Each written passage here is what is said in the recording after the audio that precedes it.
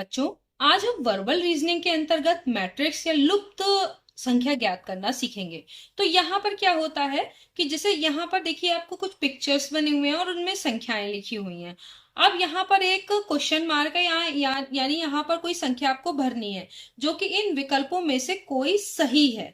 ठीक है, जो यहाँ पर आएगा, एक आ सकता है, 5, 0 या 4। तो आपको देखना है कि जो ये दो ये दिए हुए हैं, इनमें आपस में अंदर वाली संख्या और बाहर वाली संख्या में कोई संबंध है, उसी संबंध को हमें ढूंढना है।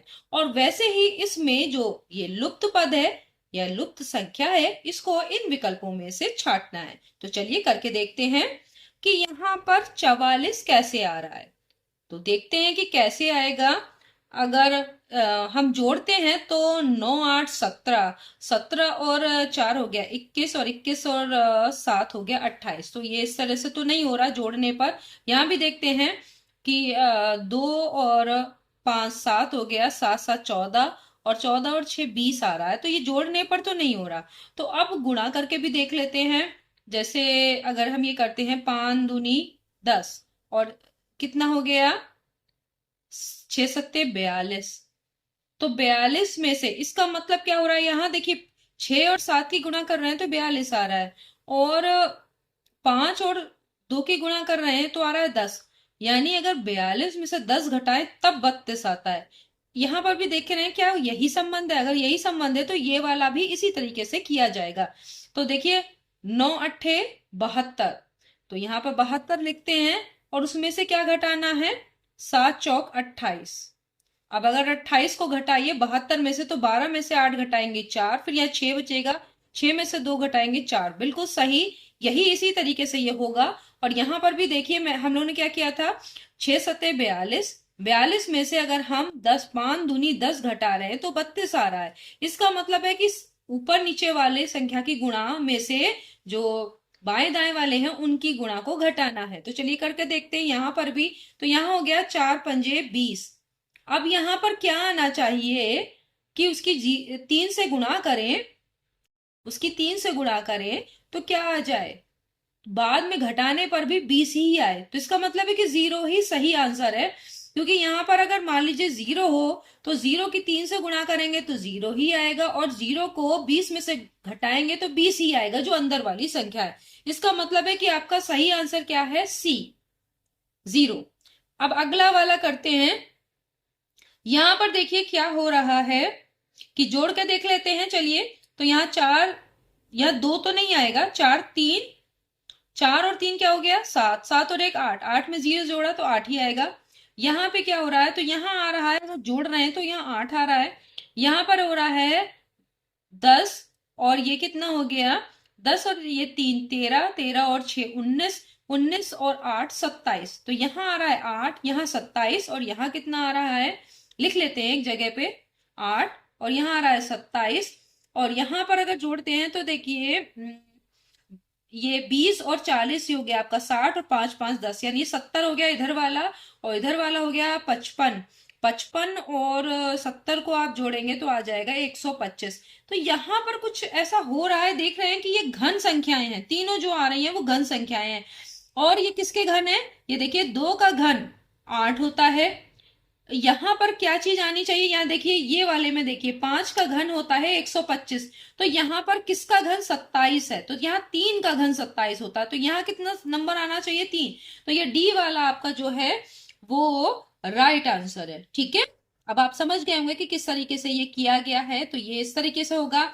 यहाँ पर देखिए क्या हो रहा है, 8 और ये 7, 15, 15, ये ऊपर वाली दो संख्याएं हैं। 15, यहाँ 13 आ रहा है, तो 15 में से अगर 2 घटाएंगे तो 13 आएगा। अगर इसमें भी देखिए ऐसे ही हो रहा है क्या, 6 और 3 9, 9 में से 4 घटाएंगे तो 5 आ रहा है।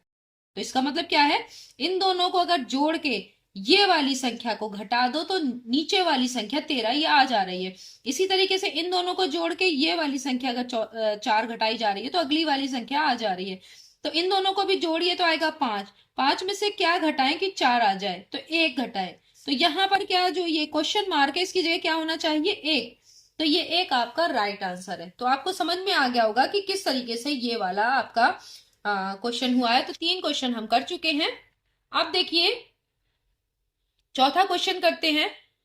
चौथे में क्या हो रहा है यहाँ पे देख लेते हैं।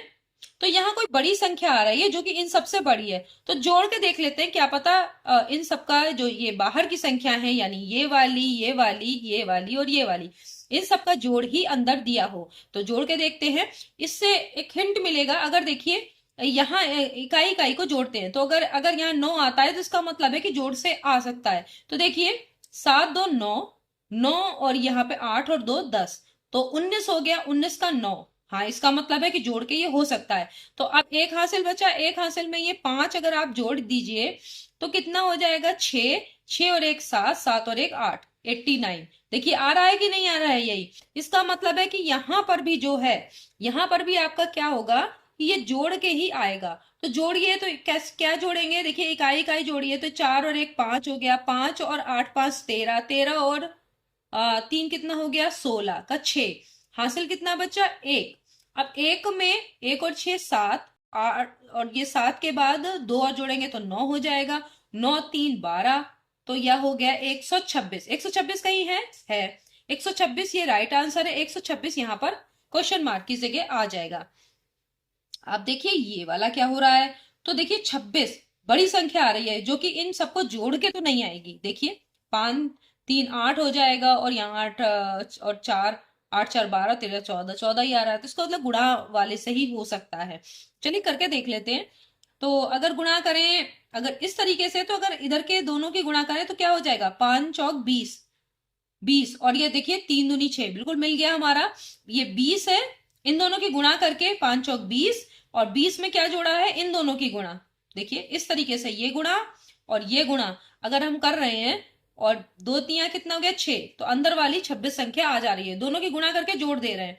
तो यहां पर भी देखिए क्या ऐसा ही हो रहा है। अगर इन दोनों में ऐसा हो रहा है तो तीसरे में भी निश्चित ही ऐसा ही होगा। तो करके देखते हैं, 8 चौक 32, 32 में 5 छक 30, जोड़ दिया तो आ गया 62, बिल्कुल सही है, यही होगा। तो अगला वाला देख लेते हैं कि क्या है, क्या ये भी यही होगा। तो देखिए इसको देखिए, 8 तिया 24 और 5 सत्ते 35, कितना आएगा, 9, और यहाँ पे आ जाएगा देखिए 4 5 9, 3 2 5, 59। 59 इज द राइट आंसर, सही आंसर है आपका, निशान लगा दीजिए। 59 पे आपने निशान लगा दिया, ये सही आंसर है, सही विकल्प है। अगला वाला देखते हैं कि क्या हो रहा है यहाँ पर। देखिए यहाँ 4 है और यहाँ आ रहा है 8, ठीक है, यहाँ 4 है, यहाँ 4 गुना, यहाँ देखिए 4 का 8 आ रहा है, 8 का दुगना 16, यानी अंदर वाली संख्या से ये दुगनी है, इधर वाली संख्या देख रहे हैं, और ये वाली कितनी है, ये वाली जो संख्या है ये दुगनी है, और इससे दुगनी ये वाली संख्या है। चलो यही देख लेते हैं, इसमें भी क्या है, 5 से दुगना 10 और 10 से दुगना 20। अब यहां पर भी किससे दुगना, 5 और 5 से दुगना 10, बिल्कुल वैसा ही हो रहा है कि नहीं। तो यहाँ किसका दुगना 5 होगा, तो 2.5 का दुगना, यानी 2.5 का दुगना 5 होगा। देखिए 2.5 और 2.5 को अगर ऐड करेंगे तो कितना आ जाएगा, 5 आ जाएगा कि नहीं। तो इसका मतलब है कि यही वाला आंसर आपका राइट आंसर है। अगला देख लेते हैं, 7वां। तो 7वें में क्या है, यहाँ पे तो काफी बड़ी संख्या आ रही है, इसका मतलब गुणा से ही होगा। गुणा से करके देख लेते हैं कि गुणा से हो रहा है कि नहीं, या तो किसी चीज का वर्ग भी हो सकता है। तो वर्ग तो ये कोई संख्या है नहीं, ये कोई भी संख्या वर्ग नहीं है, ये भी नहीं है, ये भी नहीं है, तो इसका मतलब गुणा से होगा। तो 13 और 17 की गुणा करते हैं, तो 13 सत्ते क्या होता है, 91। 91 का एक आपको पहाड़ा आना चाहिए, 20 तक के पहाड़े। 13 सत्ते 91 का एक आ गया, बचे 9, 13 एक कम 13, 13 में अगर आप 9 जोड़ेंगे तो क्या हो जाएगा, 22, 221 आ रहा है। इसका मतलब है कि यही किया गया है, इन दोनों की गुणा यहाँ लिखी गई है, ठीक है। इसको भी देख लेते हैं कि यही हो रहा है कि नहीं। 12 नैम कितना होता है, 108, तो 8 लिख दिया। अब बचे 10 हासिल के, 12 एकम 12 और 10 22, तो देखिए बिल्कुल वही आ रहा है यहाँ पे भी। अब यहाँ पे भी देखते हैं कि क्या हो रहा है, 13 और 18 की गुणा कीजिए, तो 13 अट्ठे कितना होता है, 13 सत्ते 91 अभी आपने किया था, तो 13 अट्ठे 104, 104 का 4 हुआ, हासिल बचे 10, 13 एकम 13 और 10 23, तो 234 आपका जो है ये आंसर है, ये बी वाला ये राइट आंसर है। तो आपने देखा कि किस तरीके से हम जो मैट्रिक्स के सवाल हैं या विलुप्त पद ज्ञात करना या विलुप्त संख्या ज्ञात करना, तो किस तरीके से करेंगे। तो जो भी पिक्चर्स दिए हों उनमें जो संख्याएं लिखी हैं उनमें जो संबंध होगा, तो जो जिसमें पूछा गया है जो प्रश्न संख्या है उसमें भी वैसा ही संबंध होना चाहिए। तो इस तरीके से आप प्रश्न जो मैट्रिक्स के प्रश्न है वो कर सकते हैं। नेक्स्ट वीडियो में हम और मैट्रिक्स के प्रश्न करेंगे। तब तक के लिए धन्यवाद।